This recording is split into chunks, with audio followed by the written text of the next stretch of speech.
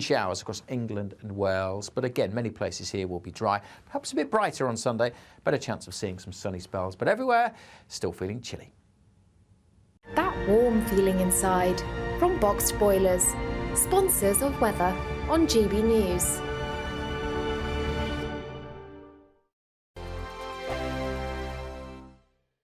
GB News is Britain's news channel, and now you can support it. All you have to do is scan that QR code that's up on your screen right now, or you can go to gbnews.com/support and become a GB News member. You'll have fantastic benefits. We're also going to organise special events where you as GB News members can meet the presenters, the on-screen faces. Scan the QR code or go to gbnews.com/support. Thank you so much.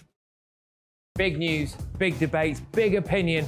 Patrick Christie's Tonight is the week's biggest show. Every weekday, 9 to 11 p.m, we've got the inside track on the day's top stories. There'll be sharp takes you won't get anywhere else. We will set the news agenda, not just follow it, and I want to bring you along for the ride.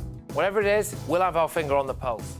It's news, but it's this close to entertainment. Patrick Christie's Tonight, 9 to 11 p.m, only on GB News, the People's Channel, Britain's news channel. Now then, Lee Anderson here. Join me on GB News on my show, The Real World, every Friday at 7 p.m. I'm not eating bloody cat. Are you delicious? mental? Open your mouth. OK, here comes a train. Reminds me of the scene in Singing in the Rain. Adam, is that a good one? Whoa! Join me at 7 on GB News, Britain's news channel.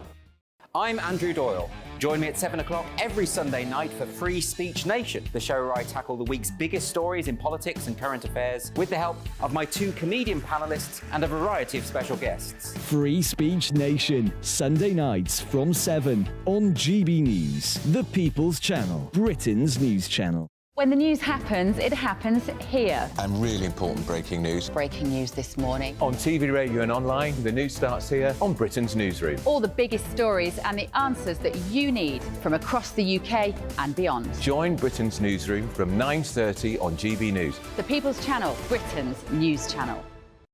Wake up to the headlines with Headliners every morning at 5 a.m. We treat you to the day's biggest stories before anyone else, 7 days a week. You can catch up on everything you need to know before you've even had your kippers. Headliners every morning at 5 a.m, only on GB News, the People's Channel, Britain's news channel. Every Sunday from 11, join Michael Portillo. There'll be topical discussion, looking at the week before and the week to come. So kick back and relax at 11 a.m. on Sundays on GB News with me, Michael Portillo. GB News, the People's Channel, Britain's news channel. I'm Michelle Dewberry, and I'm not here to tell you what to think.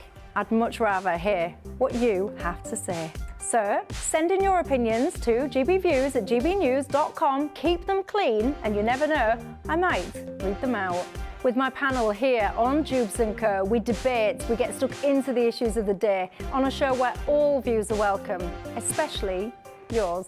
GB News, the People's Channel, Britain's news channel. Have a great Saturday night with me, Leo Curse, on the Saturday Night Showdown. It's a crazy world out there, so come and make fun of it with me, my panel of comedians, and a couple of people who actually know what they're talking about. The Saturday Night Showdown is your front row ticket to the clown show every Saturday, only on GB News, the People's Channel, Britain's news channel.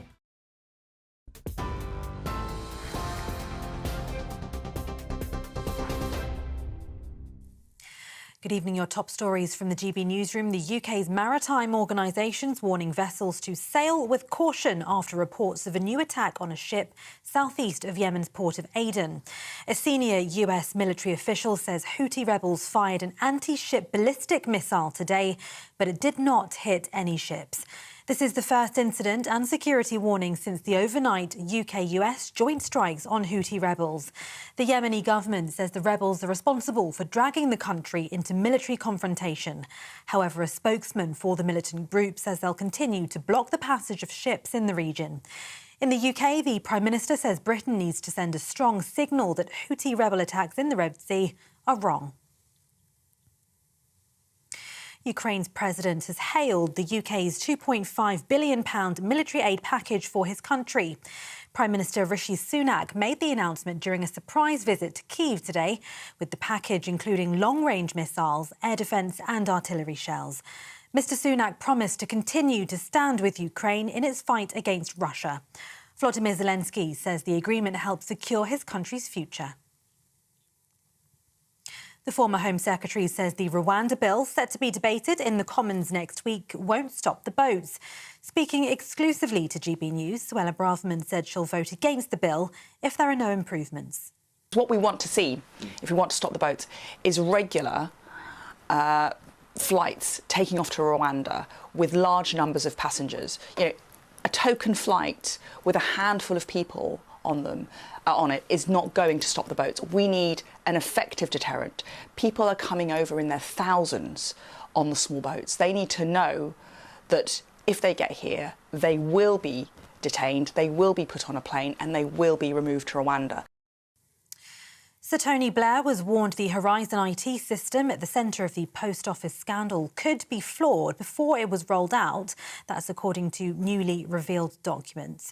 A handwritten note from the then Labour Prime Minister, published by the Public Inquiry today, suggests he'd raised concerns. The then Special Advisor Jeff Mulgan warned pushing ahead with the system would leave the government dependent on a hugely expensive, inflexible, inappropriate and possibly unreliable system. Earlier today, a lawyer acting for the Post Office apologised for delays in the disclosure of documents to the inquiry into the scandal.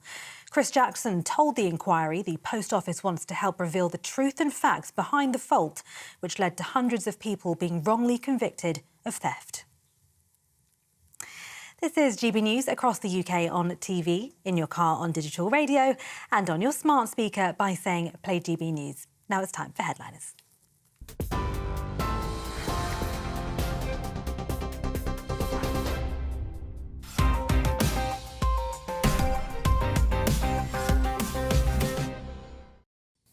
Hello and welcome to Headliners. I'm Simon Evans. Joining me tonight, two top-tier comedians. We have Josh Howie and Nick Dixon. You well, gentlemen? Good, thank you. How are you? OK. You are not actually in mourning, I hope? No, to my career. OK, well, you've got the black tie. Yeah. Just looking slightly sombre. Yeah, I'm trying out, new me. Yeah, fair enough. Serious. Going through a few different looks. Yeah, just to get to the right one that's going to get me a pay rise. Somber, dishevelled, like a drunk man who's wandered into the wrong funeral. You're very like a mixed palette, like a theatrical monochrome kind of vibe. Actually, I say that, I see myself, and I've got one as well. It was a neutral comment. I've taken it as a compliment. I'm a number of different slightly flavoured milks. You're beigey today. Is your beigey mood? OK, well, let's see what plays out best. Look at the front pages. We kick off with the Daily Mail. She simply slipped away. That is with regard to Elizabeth II, the Queen, who you may remember died 18 months ago. The Daily Mail have just thought it would be appropriate to remind us of that. The Telegraph, Shapps warns Iran, patience is running out. And the Independent, Houthis, I think that's how it's pronounced. I've learned about Houthis. We're going Houthis, I think Houthis. Houthis vow revenge as UK and US launch airstrikes on Yemen. The Express, Britain must outlaw Iran terror group in our midst. The Mirror, high price of conflict. And the Daily Star, as ever, bucking the trend, riddle of the alien babies. Those will be your front pages.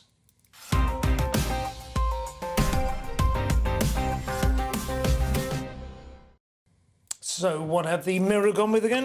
High price of conflict. This is the seeming escalation going on in the Red Sea. The Houthis attacking UK ships, American ships. Maybe not a good idea. See, I've been reading about them all day, but it's the first time I've heard somebody say it's Houthis. I believe it's Houthis. Yeah. I'm just going by the GB. Kind of infantile. I'm going, the Houthis. Yeah, they're like a sort of West End story gang. Yeah. When you're a Houthi, you're a Houthi to the end. Damn the West. But yeah, they are in fact a good deal less charming and their dancing's good though. Yeah. Anyway. They've attacked UK and American warships. We have retaliated since then. Yeah, threatening block the Red Sea. So an intelligence expert, one expert, we don't know who in this part of the article, says, I believe the terror threat will increase because of the twisted anti-Western narrative. And I believe they're not talking about the segments of the population we want to see out marching tomorrow. And of course, the Houthi, part of their motto is literally death to the West, death to America, death to the Jews. Catchy. These aren't the good guys. It's a triple bill. I suppose they are encouraged by the degree of support Palestine has had over the last few weeks, would you say? Not necessarily. I mean, they're encouraged by Iran, who are really stepping up. So we're going to talk about Iran in a second, but this is, I mean, it's so important for us to step in, not just to protect these shipping lanes, which affects all. It says here that oil might go up and other goods, because this is... Bridges are going to have to go around the Cape of Good Hope. Well, if they don't. So if they don't secure this place, they'll definitely go up because of the additional costs. But really, this is about Iran being the big bully in the region, sending out the Houthis as like their little minions, and they're seeing how we're responding. And if we don't respond, it's just going to embolden Iran. What do you reckon, Nick? Well, firstly, it's kind of absurd that I now have to be an expert in Yemen, because until yesterday, all I knew about it was it's where Chandler went to get away from Janice. In Friends, which was a simpler time, Houthi was a slightly cringe American band, and Yemen was just something that occurs as a plot line in Friends. But now I have to know all about it. It's good that our Navy's getting a run out again, though. It used to be the best in the world. That's a positive I've found. But obviously, the thing is, are you capitulating to terror threats if you don't do anything? But is it something you want to get involved in? Because the neocons will say we have to secure ourselves by going and get involved in these things. But the isolationist says, well, do we need to bother wasting money on it? I think it does come down, as warfare has often done over the centuries, to pragmatic concerns. It's not necessarily a principled stand that we should take on the role of the world's police at this point in our trajectory. But we need to keep shipping lanes open, don't we? Yeah, the shipping lanes. Yeah. I mean, it's as simple as that. And also, it does seem like this is, as you say, Josh, this is Iran. I mean, obviously, Iran are a significant funder of Hamas. They're a funder of Hezbollah. They are the source of most of the world's trouble in that region, you know. And they need to be confronted at every opportunity, which you're not saying. Yeah, 100%. Yeah. Do it. With Nick, whether he... no idea. I mean, like I said, I only just heard of it. No idea. Well, next up is The Express, Nick, and this is perhaps more familiar for you. Yeah, this is Britain must outlaw Iran terror group in our midst. And, of course, they're referring to the Islamic Revolutionary Guard Corps. And Alicia Kearns, chairman of the Commons Foreign Affairs Select Committee, has said that they should be a prescribed terrorist organisation, should have been years ago. The BBC probably think they're great guys. But they are...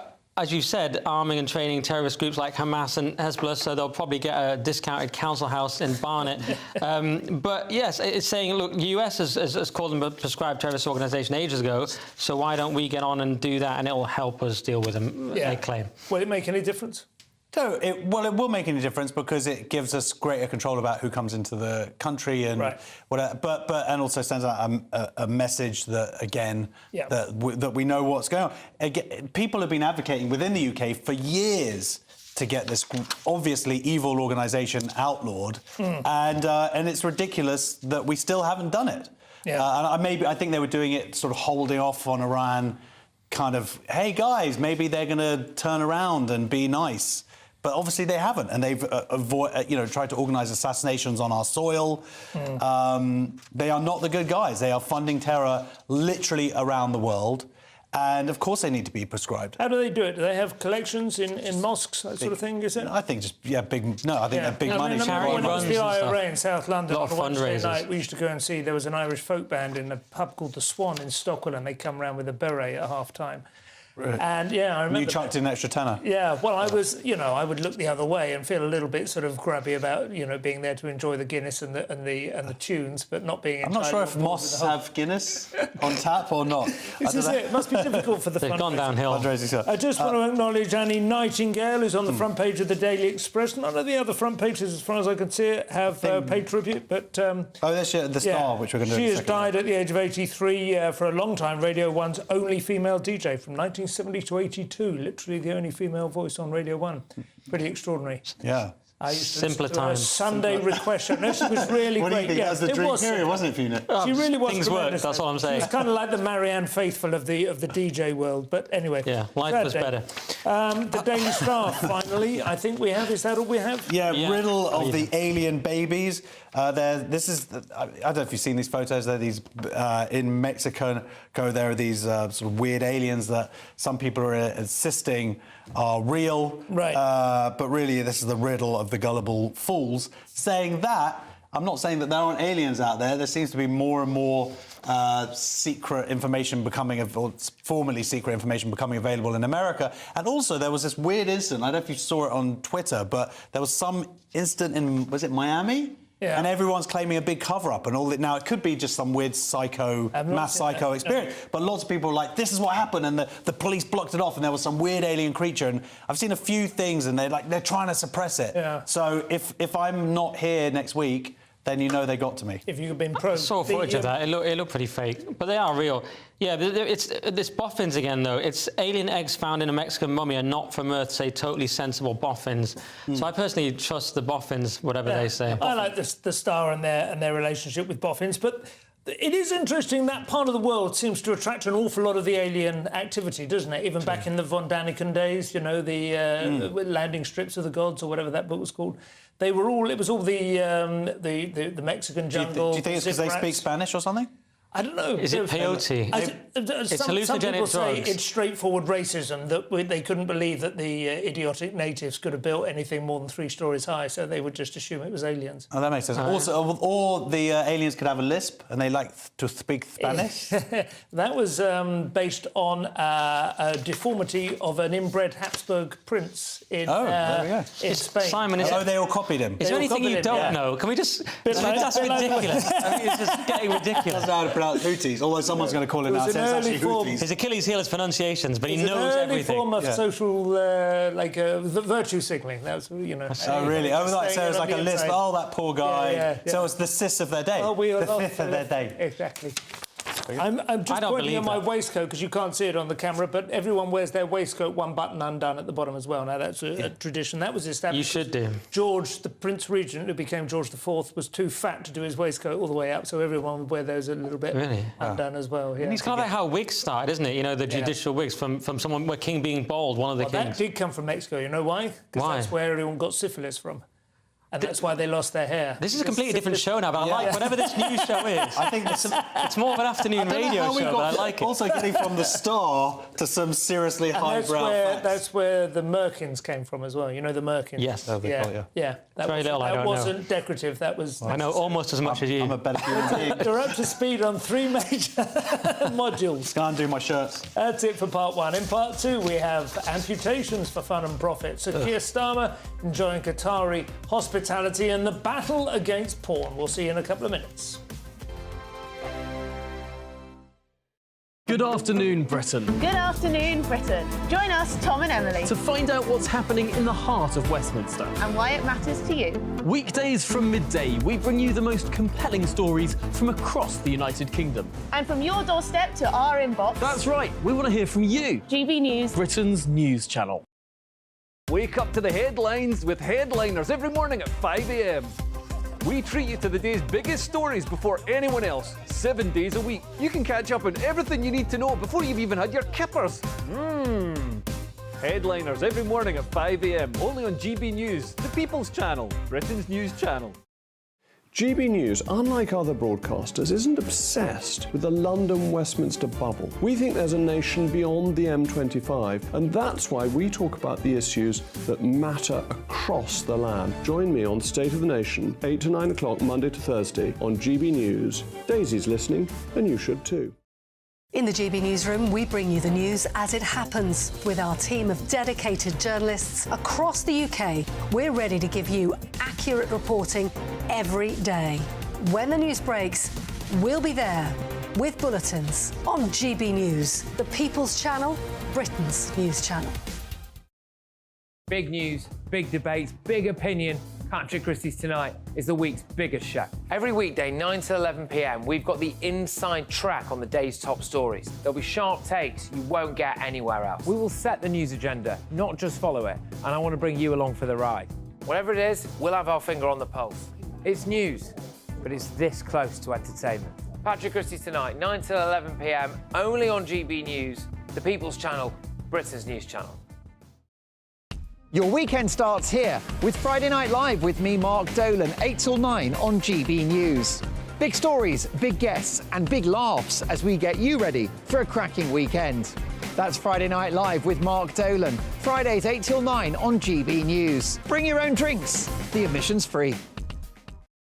Tired of the usual focus-tested, pre-prepared Westminster runaround? Well, so am I. So you want higher taxes? Is your department to blame for this? Are you rethinking this policy? Every Sunday at 9:30, I'll be sitting down with those in power to get the truth about the issues affecting you. Let's be honest, we've known about the cost pressures of this project for years, not months. That's the Camilla Tominey Show, a politics show with personality. On GB News, the People's Channel, Britain's news channel.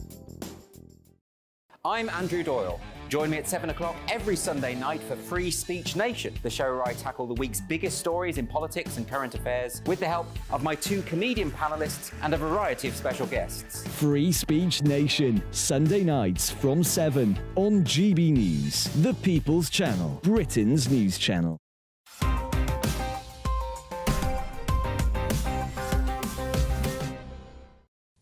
And welcome back to Headliners. I'm Simon Evans, still here with Josh Howie and Nick Dixon. So the Telegraph kick off with humble Sir Keir caught whizzing about, enjoying the kind of luxury normally only accorded to the likes of Gary Lineker. Very good. Yeah. Yes, we're talking hypocrites here. This is a very frustrating article, and I'll just very quickly say why. So Keir Starmer branded hypocrite over 25,000 private jet to COP28 provided by Qatar. Now, the reason he's actually a triple hypocrite, if you look at it in a certain way. Number one, hypocrite, yeah. Number one, he's around COP28. It's all about, you know, less fuels and saving the world and stuff like that. Going on a private jet does that. Number two is because he's criticised in the past Rishi Sunak. And even though that's not Keir Starmer's private jet, still using a private jet doesn't look to criticise someone else using private jets. Then you're going on a private jet. And number three is he said in the past he won't go to Qatar when it was like the football and damn their human rights abuses. So there's a triple hypocrite thing. But that stuff is bad enough, yet the Telegraph have done a very annoying thing here where they're being deliberately accused about the fact in the headline, which is slightly misleading, and also about this private jet, because the private jet was actually provided by the Qatari government and paid for by them. And the way they word it later on, they say it cost him and the three staffers, it cost £25,000. They didn't pay that money. No. That's the difference. So they're trying to be like, look at him, he's paying 25 grand to go private Qatar jet. paid that money to bring Keir Starmer to bring him, in a private jet as opposed to whatever. So I'm not saying that what he's done is good. He has been a hypocrite. Yet you don't need to, I don't need a code, Telegraph, to get to the bottom of the bad stuff he's done. You don't have to, you make it worse you by... You seem to be under the impression that the Telegraph is there to try and deliver a clear, Well, you know what? Reading these papers and doing this for the last few years, the Telegraph has surprised me the most out of all of the papers, and I feel has been the best at breaking down certain narratives. Now, I understand they come from a certain political... So they've disappointed you? They've disappointed me here, because I feel like, actually, they're one of the few papers I could go to and go, let's be fair here. It's not just outright propaganda. And this is disappointing, I'm sorry. What do you think, Nick? Well, it's funny that you think the Telegraph's better than you thought. It's just that you've become more conservative than you realise. It just gradually happened to you. It's good writing. It's a good website. Yeah. Look, I mean, Josh is right. The triple hypocrite, absolutely.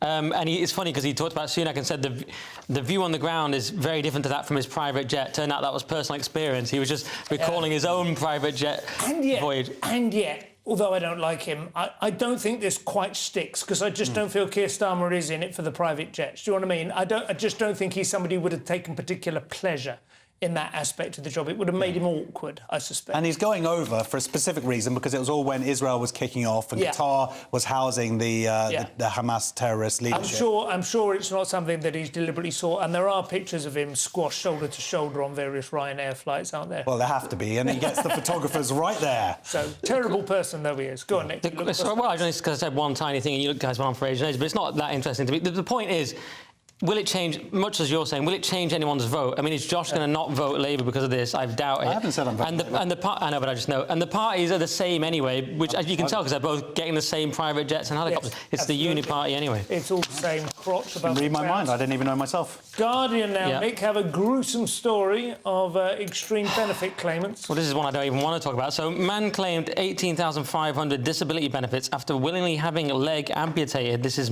Marius Gustafsson, known as Eunuch Maker, so you can imagine what kind of a guy he is. And honestly, it was so disgusting, it actually turned my stomach. I didn't really want to read the story. Is he the Eunuch Maker? Is he the guy who's also had the leg amputated, or is he just a surgeon? Yes. No, right, it's actually both. Okay. He's incredibly both, but the story is so grim that people are watching this at 5 a.m. trying to eat their breakfast. I actually can't almost talk about it. Josh probably can, but it made me feel physically sick. It's illegal as well, isn't it, to deliberately harm yourself? I believe so, and that's what this is going on in court. Yeah. The reason why I think this is an interesting story, and yes, it is very sick, the actual details, which we don't need to get into, is that this is part of the LGBTQIA+. This is the plus. This is a sexual fetish. And this is what they mean by plus, and this is included, and it's his identity to be someone without. Does it have a name? Yeah, there is like some official name, but he wanted to not have a leg, and there are people out there who gives them a kick to. Sorry, that's a bad choice of words, but to not have a leg, and all of this sort of stuff. But I remember I studied law at university 40 years ago now, and one of the things I remember, a little sort of nugget of fact, was even just taking your own toe off deliberately in order to avoid the possibility of military, what's the word? You know, service. Yeah, being called up was a criminal offence. Did you find that out too late? Yeah.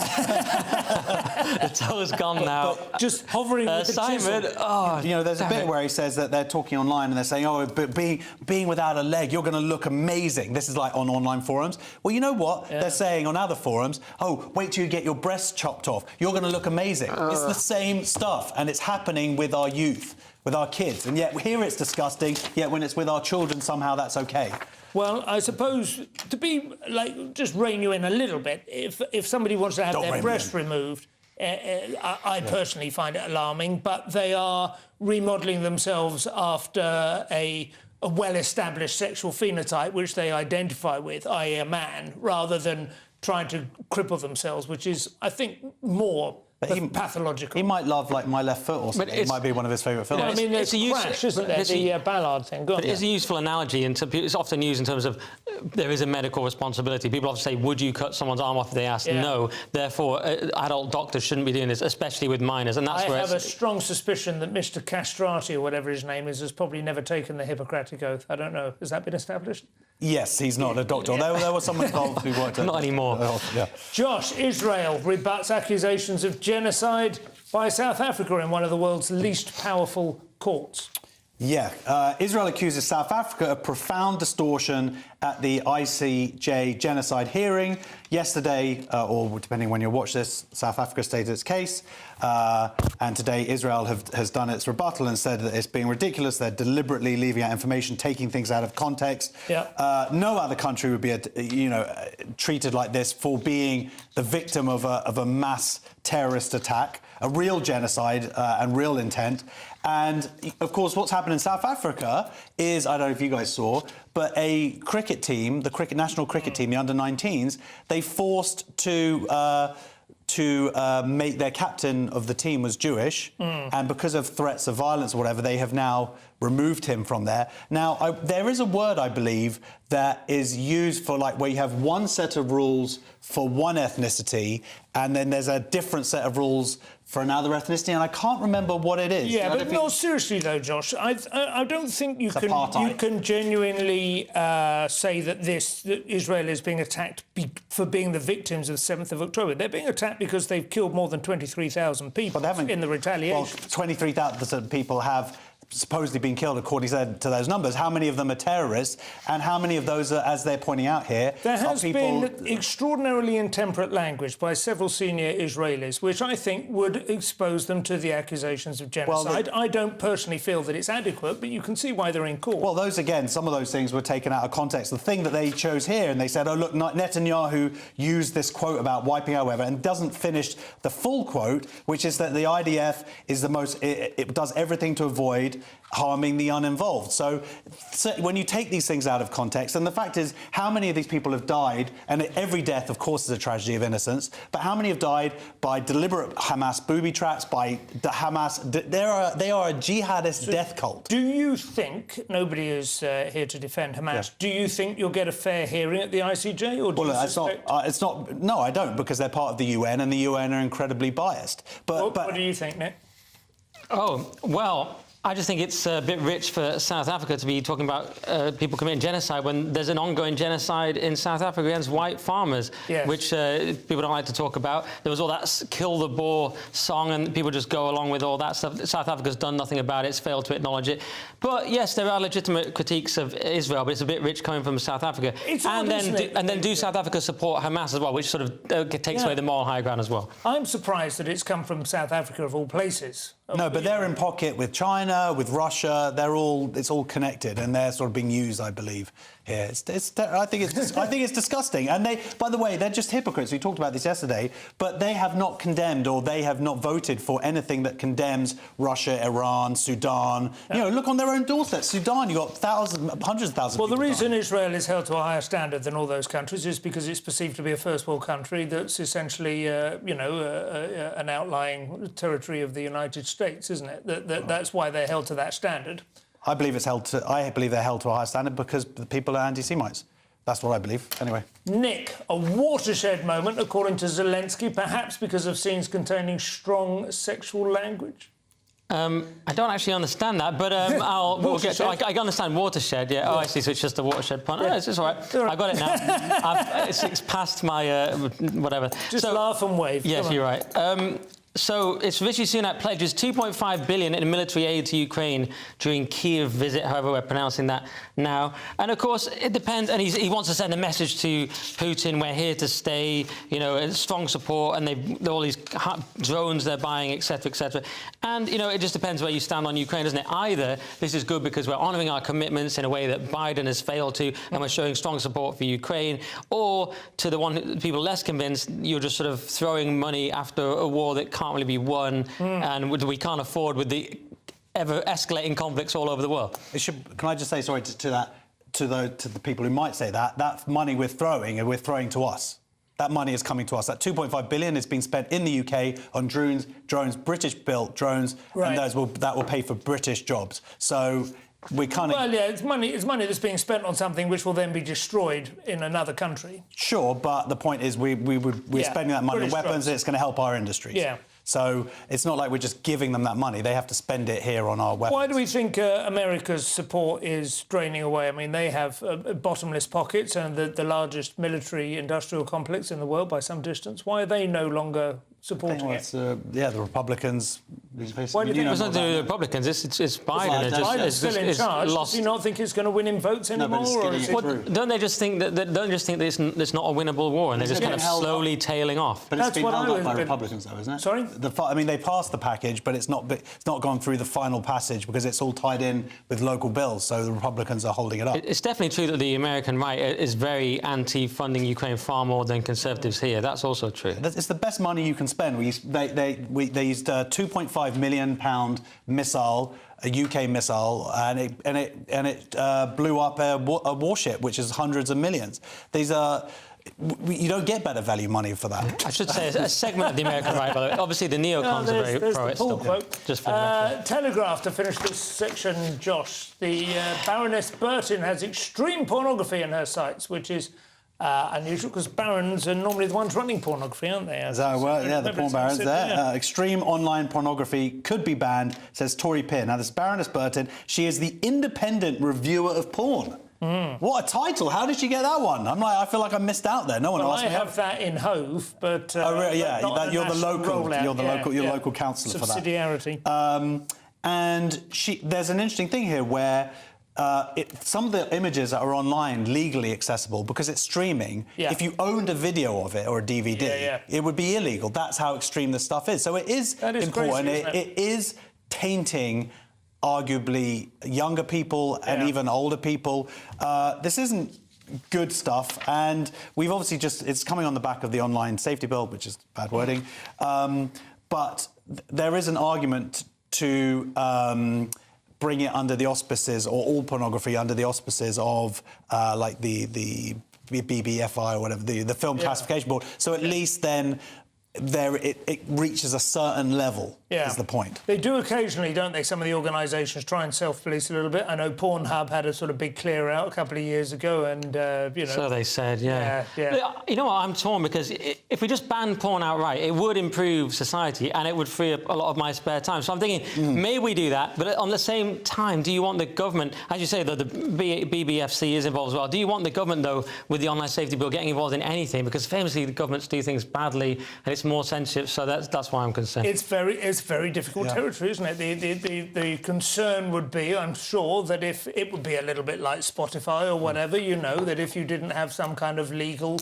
access, then it would just go underground, and the one thing the government has proven it's incapable of doing is winning any kind of technology war. It has to sort of win it on a moral and business basis. Did you say that's like Spotify?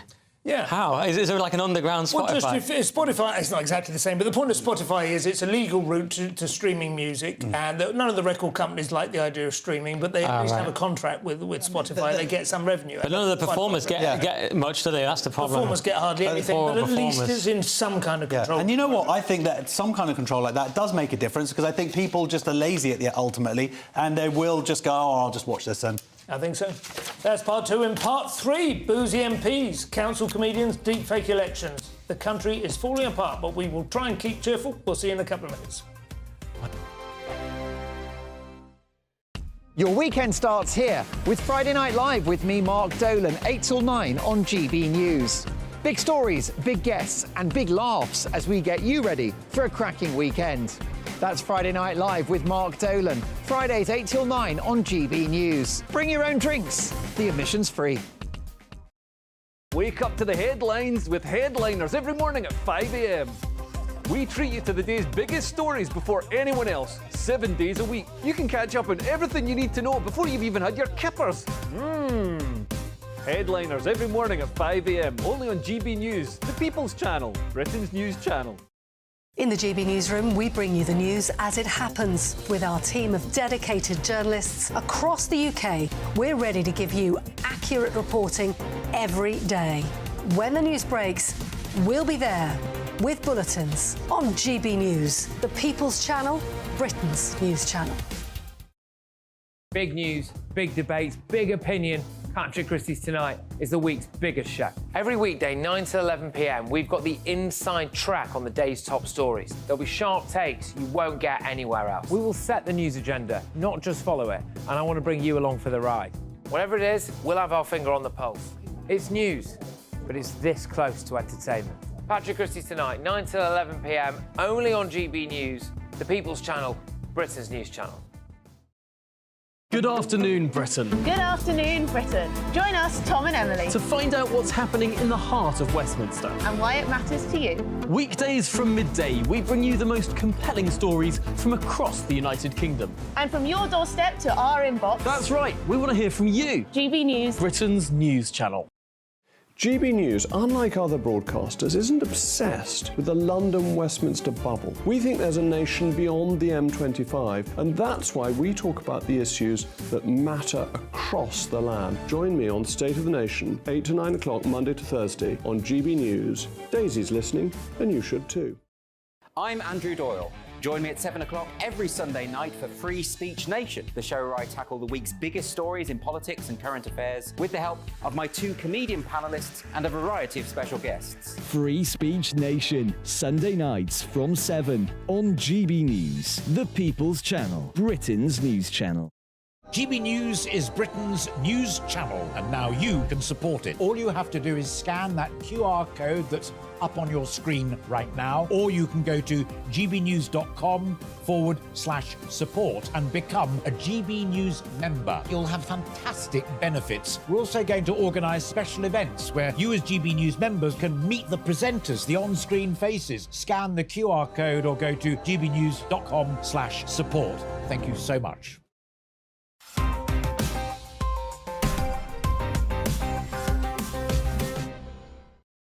Wine. Wine, yes. Welcome back to Headliners. Nick, we see much evidence of the British decline.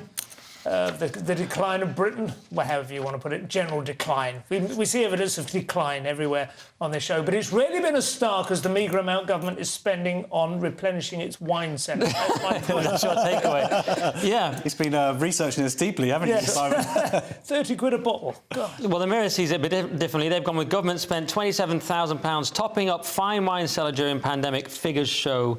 And this is this apparently long-delayed report we were all waiting for. The value of the collection soared to 3.66 million and other things I don't care about. Anyway, the whole point is they're spending this terrible on wine. When you break it down, it's the height of COVID, it was £14,621 on 516 bottles of red Bordeaux wines, costing around £28 each. It's not actually that much when you get down to it. It's if you're housing Putin or someone you don't want to annoy, that all went on birthday parties. If you've got Kim Jong-un there and you're like, you don't want to give him the plonk.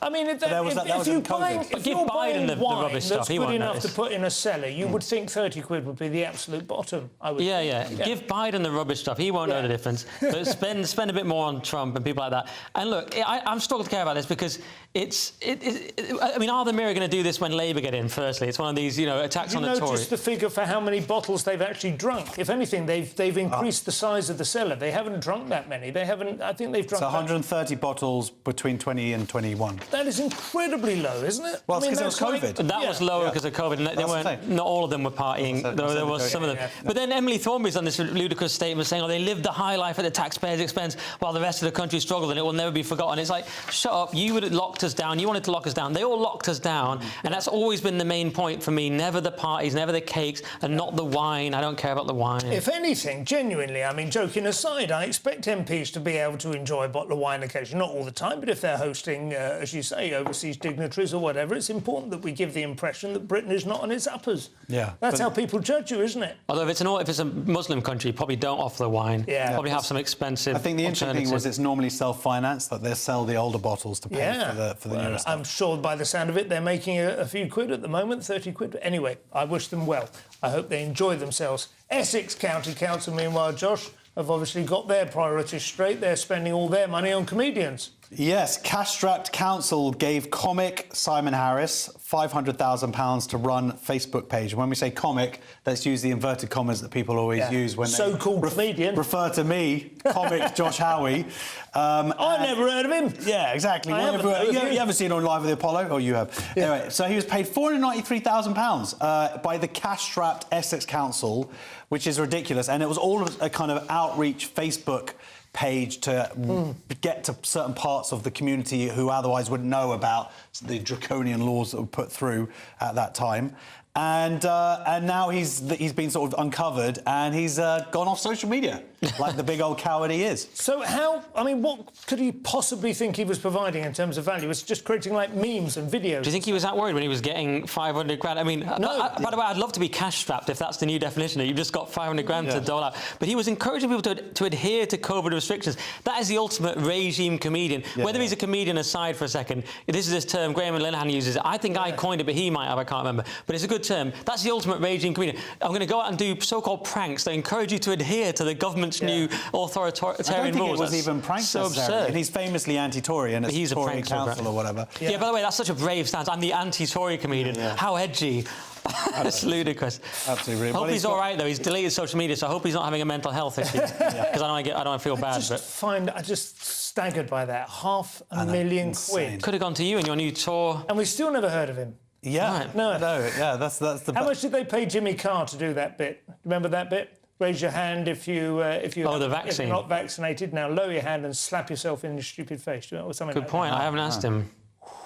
Oh, he's angry. Could have gone to you in your new tour about geniuses or something. First deep-fake election is coming, Nick, and there's not a damn thing you or trans Rishi can do about it. Very clever. That is high-level joke writing. So, slew of deep-fake video adverts of Sunak on Facebook raise alarm over AI risk 2 elections. So there's these AIs of Sunak. Apparently, they're more convincing than Sunak.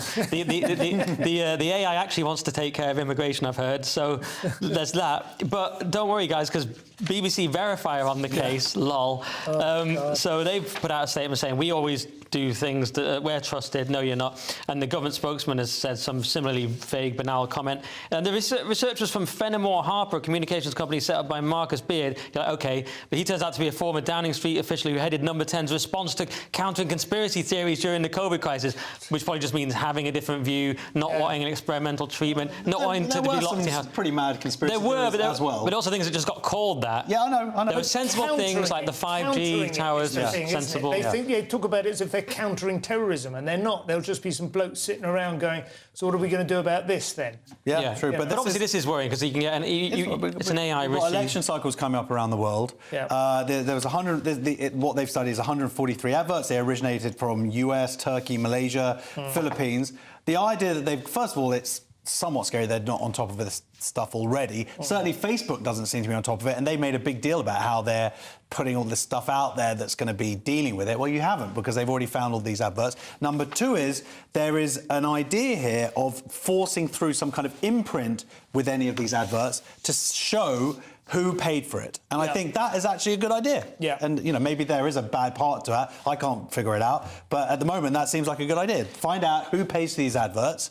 Then follow the money and then make your own choice. What have the Philippines got against us? Is that just people outsourcing the tech to the Philippines? Like, why are they launching? It's probably going via the Philippines. There can't be that many Keir Starmer fans in the other thing Malaysia. that does work surprisingly well, it does work anyway, is Elon Musk's community note system on Twitter is extraordinarily effective, much more effective than the BBC misinformation unit. Yeah, very. Might be the. I mean, honestly, Twitter or X might well be a significant factor in the next elections. Anyway, Nick, the Telegraph now, and the sad decline of the Church of England as one in 4 cathedrals charge entry unless you can demonstrate with a soulful look that you're there to actually pray. Oh, yeah, that's the strange caveat. Yes, 1 in 4 cathedrals now charges for entry with fees of up to £29. That's even more expensive than a bottle of wine in Downing Street. Jesus, that's similar effect on the soul. Lord's name event. So, look, and as they point out here, Dr. Gavin Ashton says, look, he's Elizabeth II's former chaplain. He says cathedrals have 2 purposes. One is being a tourist centre, the other is a worship centre. But the main thing is that, you should be able to pray. So that's the thing. Yeah. They're saying they've turned God into a tourist attraction.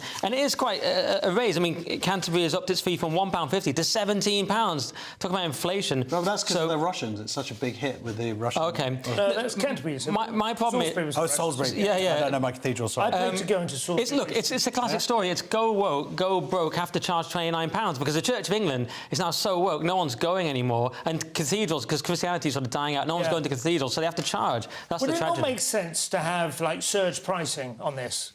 You know what I mean? On a Sunday? So, be able to go in for free between 11 and 1 or something and attend a service.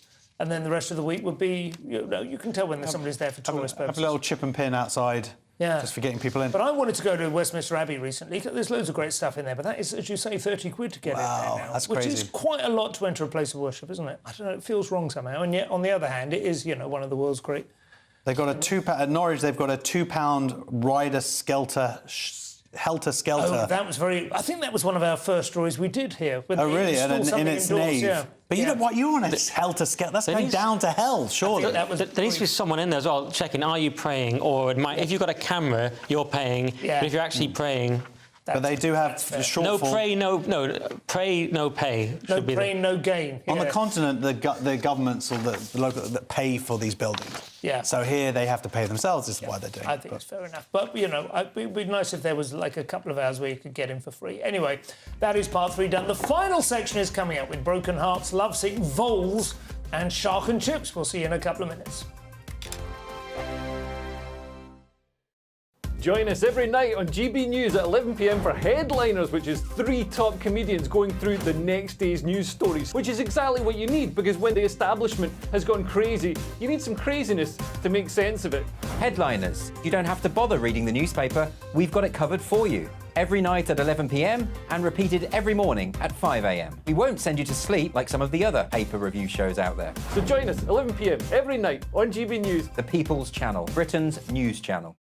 Tired of the usual focus-tested, pre-prepared Westminster runaround? Well, so am I. So you want higher taxes? Is your department to blame for this? Are you rethinking this policy? Every Sunday at 9:30, I'll be sitting down with those in power to get the truth about the issues affecting you. Let's be honest, we've known about the cost pressures of this project for years, not months. That's the Camilla Tominey Show, a politics show with personality. On GB News, the People's Channel, Britain's news channel. I think the most exciting bit for me is talking to people. People who I think are ignored often by the major news channels. We're going to give news they want to hear. There's a voice there that needs to be heard. I think there's a chance here for a diversity of opinion to be expressed, which you don't find elsewhere. It's really exciting. We don't hold back. We're free to say how decisions that are taken here affect us all around the country. Only on GB News, the People's Channel, Britain's news channel. Good afternoon, Britain. Good afternoon, Britain. Join us, Tom and Emily, To find out what's happening in the heart of Westminster. and why it matters to you. Weekdays from midday, we bring you the most compelling stories from across the United Kingdom. And from your doorstep to our inbox. That's right, we want to hear from you. GB News, Britain's news channel. Every Sunday from 11, join Michael Portillo. There'll be topical discussion, looking at the week before and the week to come. So kick back and relax at 11 a.m. on Sundays on GB News with me, Michael Portillo. GB News, the People's Channel, Britain's news channel. Your weekend starts here with Friday Night Live with me, Mark Dolan, 8 till 9 on GB News. Big stories, big guests, and big laughs as we get you ready for a cracking weekend. That's Friday Night Live with Mark Dolan, Fridays 8 till 9 on GB News. Bring your own drinks. The admission's free. Big news, big debates, big opinion. Patrick Christie's Tonight is the week's biggest show. Every weekday, 9 to 11 p.m, we've got the inside track on the day's top stories. There'll be sharp takes you won't get anywhere else. We will set the news agenda, not just follow it, and I want to bring you along for the ride. Whatever it is, we'll have our finger on the pulse. It's news, but it's this close to entertainment. Patrick Christie's Tonight, 9 to 11 p.m, only on GB News, the People's Channel, Britain's news channel.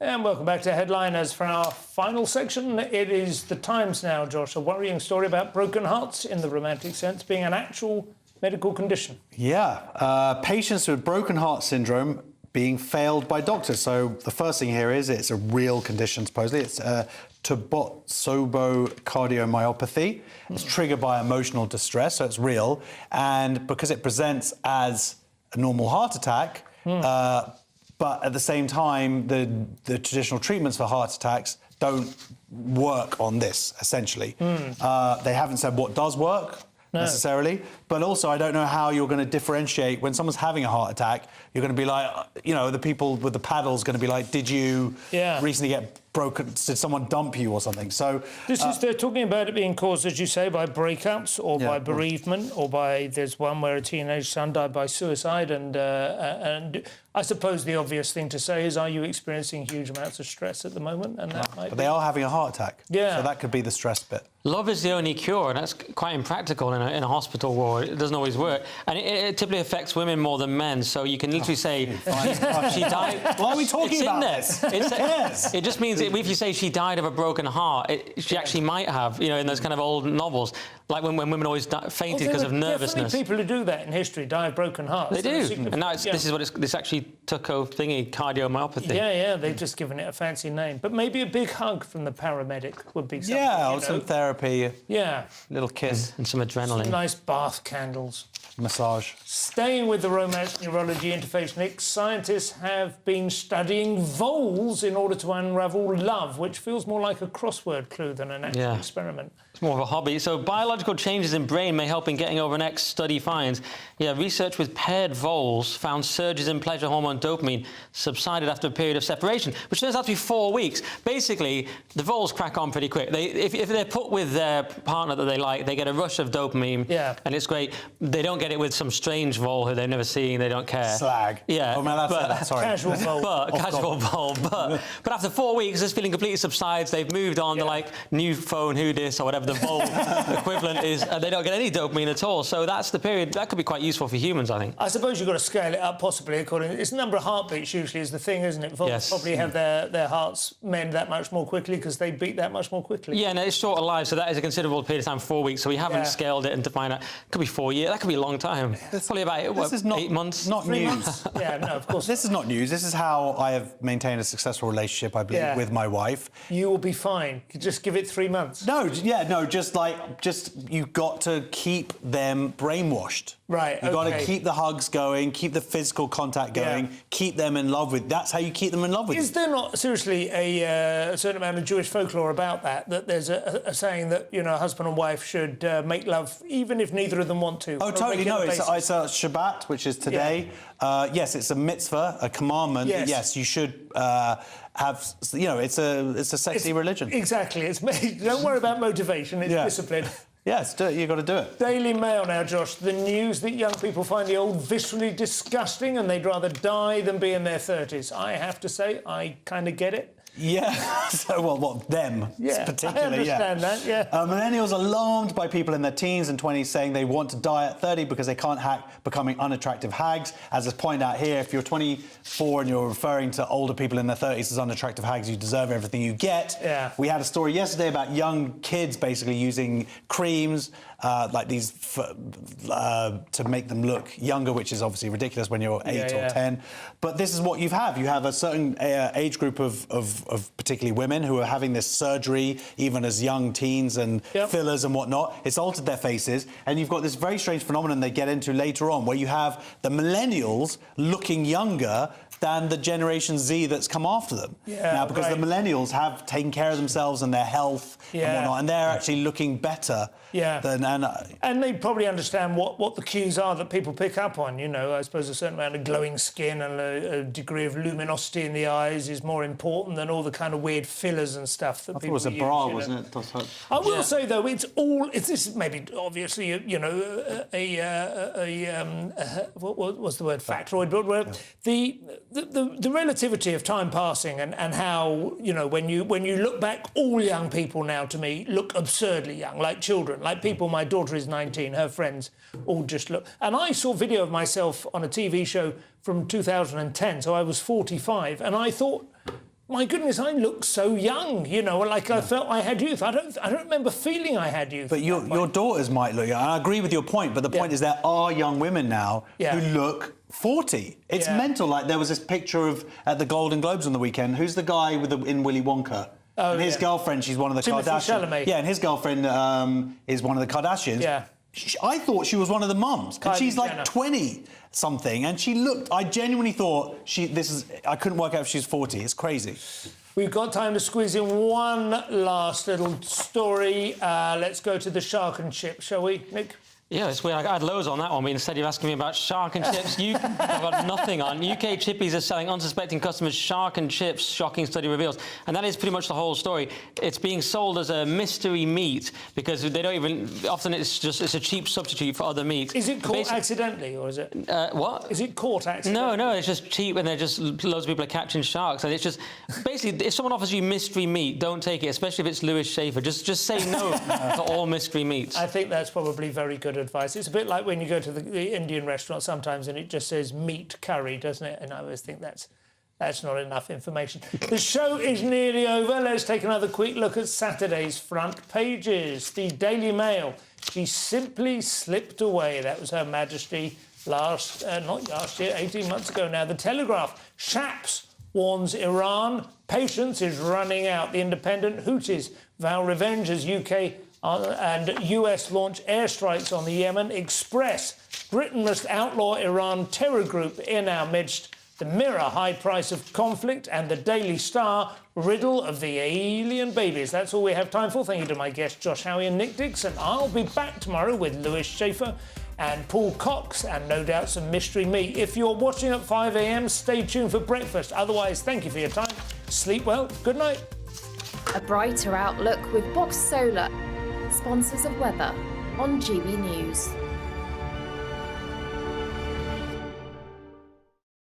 Evening, I'm Alex Deakin and this is your latest weather update from the Met Office for GB News. The cold theme continues this weekend, most places staying dry, but there will be a few showers around and those showers will turn to snow in northern Scotland on Sunday. There's a cold front moving in, ousting this area of high pressure that's been dominating for much of the week. It's still bringing most of us a dry night.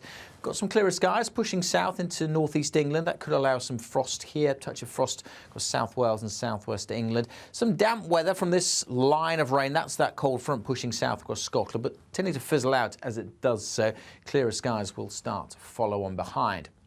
On to the details then for the weekend, and it's a pretty grey start in the south.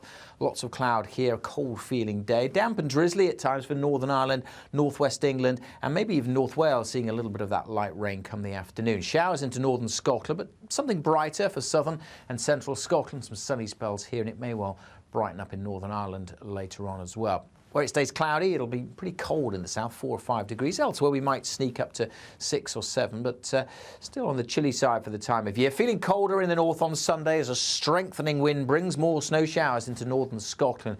Could see a few centimetres of snow in places here. There's a snow and ice warning in place. A few scattered rain showers across England and Wales. But again, many places here will be dry. Perhaps a bit brighter on Sunday. Better chance of seeing some sunny spells. But everywhere, still feeling chilly. That warm feeling inside from Boxed Boilers, sponsors of weather on GB News.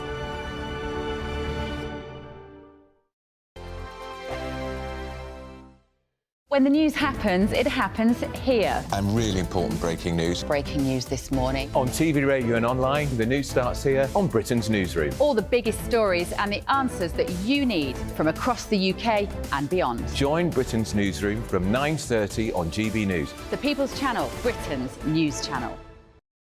Have a great Saturday night with me, Leo Carson, this Saturday Night Showdown. It's a crazy world out there, so come and make fun of it with me, my panel of comedians, and a couple of people who actually know what they're talking about. This Saturday Night Showdown is your front row ticket to the clown show every Saturday, only on GB News, the People's Channel, Britain's news channel. Your weekend starts here with Friday Night Live with me, Mark Dolan, 8 till 9 on GB News. Big stories, big guests and big laughs as we get you ready for a cracking weekend. That's Friday Night Live with Mark Dolan. Fridays 8 till 9 on GB News. Bring your own drinks. The admission's free. Now then, Lee Anderson here. Join me on GB News on my show, The Real World, every Friday at 7 p.m. I'm not eating bloody cat. Are you Delicious. mental? Open your mouth. OK, here comes a train. Reminds me of the scene in Singing in the Rain. Adam, is that a good one? Whoa! Join me at 7 on GB News, Britain's news channel. Good afternoon, Britain. Good afternoon, Britain. Join us, Tom and Emily, To find out what's happening in the heart of Westminster. and why it matters to you. Weekdays from midday, we bring you the most compelling stories from across the United Kingdom. And from your doorstep to our inbox. That's right, we want to hear from you. GB News, Britain's news channel. I'm Andrew Doyle. Join me at 7 o'clock every Sunday night for Free Speech Nation, the show where I tackle the week's biggest stories in politics and current affairs with the help of my 2 comedian panellists and a variety of special guests. Free Speech Nation, Sunday nights from 7 on GB News, the People's Channel, Britain's news channel. In the GB Newsroom, we bring you the news as it happens. With our team of dedicated journalists across the UK, we're ready to give you accurate reporting every day. When the news breaks, we'll be there with bulletins on GB News, the People's Channel, Britain's news channel. Wake up to the headlines with headliners every morning at 5 a.m. We treat you to the day's biggest stories before anyone else, 7 days a week. You can catch up on everything you need to know before you've even had your kippers. Headliners every morning at 5 a.m. only on GB News, the People's Channel, Britain's news channel. GB News, unlike other broadcasters, isn't obsessed with the London-Westminster bubble. We think there's a nation beyond the M25, and that's why we talk about the issues that matter across the land. Join me on State of the Nation, 8 to 9 o'clock, Monday to Thursday, on GB News. Daisy's listening, and you should too.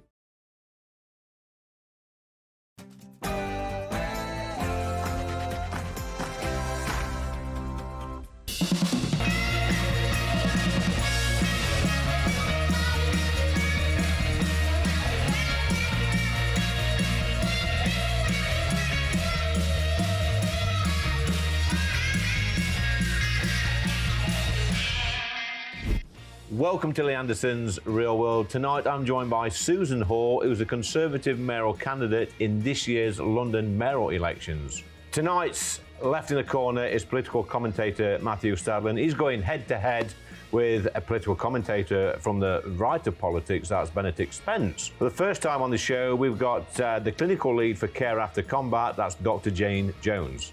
And a very special guest, the landlord of the Grosvenor Arms, which is this place in Pimlico, that's Paul Angelo. But first, let's go to the news.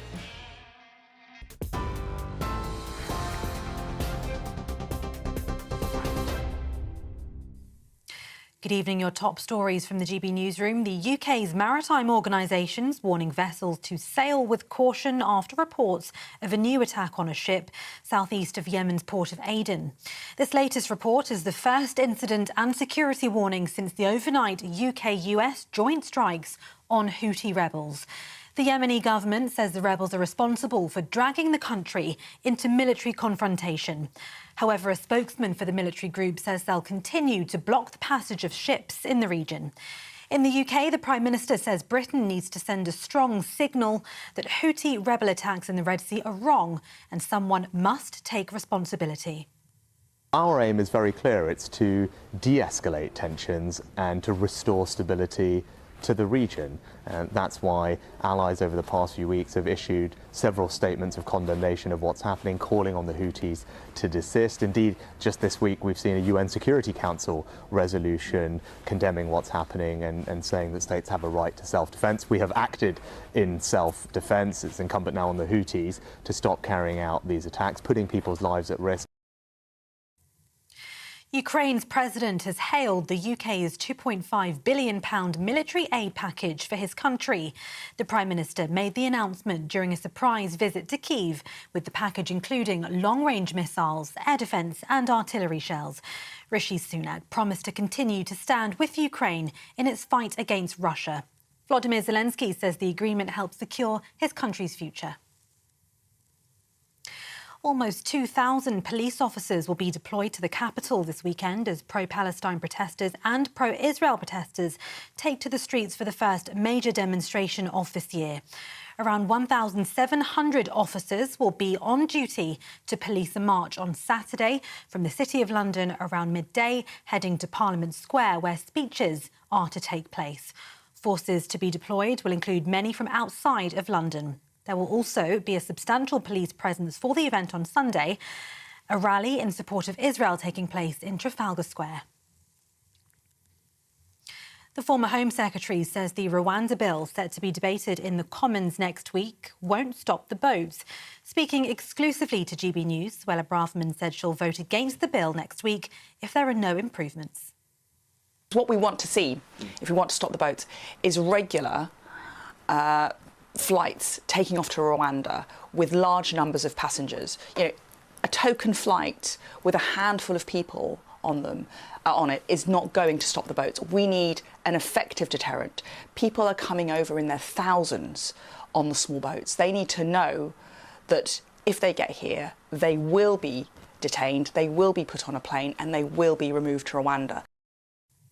Those are your top stories on GB News across the UK on TV, in your car, on digital radio and on your smart speaker by saying play GB News. Now it's back to Lee Anderson's Real World.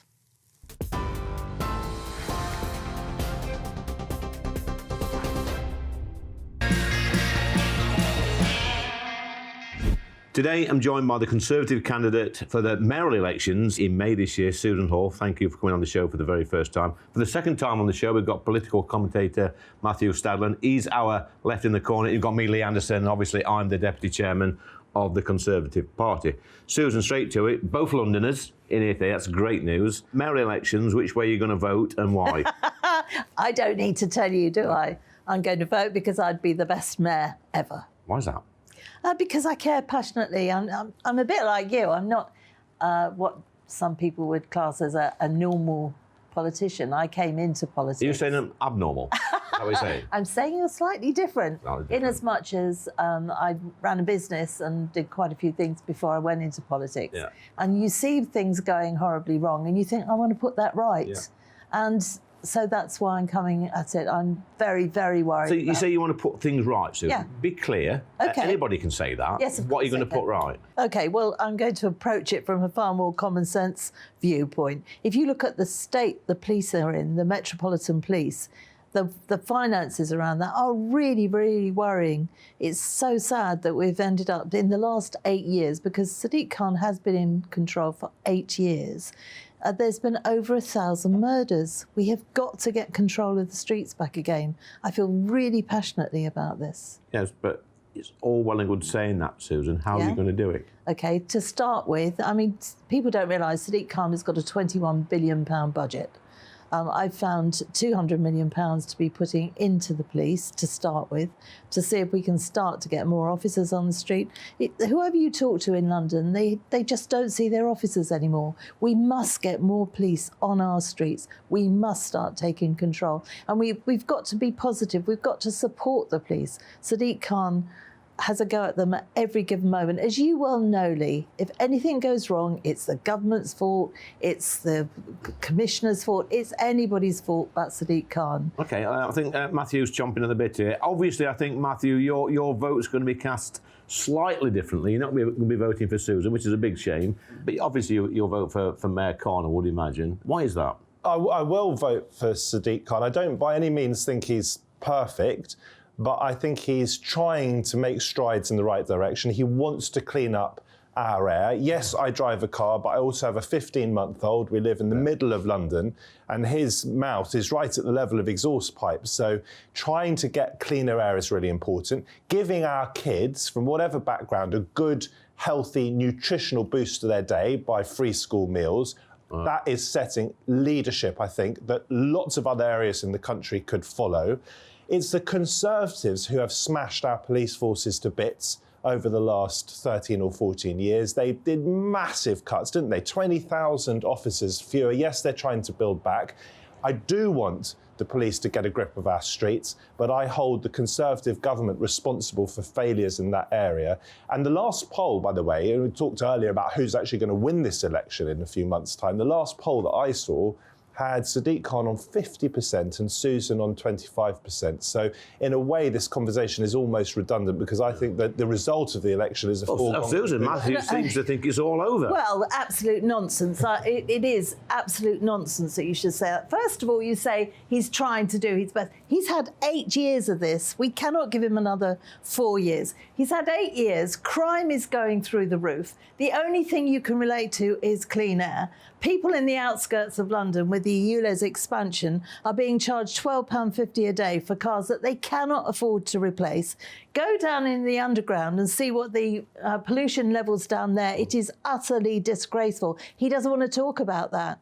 What are you going to do about the underground? You're right. We need a proper review on what they can do on the underground, because the pollution levels down there are disgraceful. Sadiq Khan ignores that. He'd rather charge £12.50 to the poorest Londoners on an extended ULEZ. And apparently now he's looking at a surcharge for people that travel up between a Tuesday, Wednesday, Thursday. OK, Matthew, if I was a floating voter and I just moved into London, next door to you, in your nice leafy area, and I was deciding which way to vote, I could say to you, Matthew, has this city been better off in the past 8 years since Sadiq Khan became the mayor? And what would you say, and what would you point to?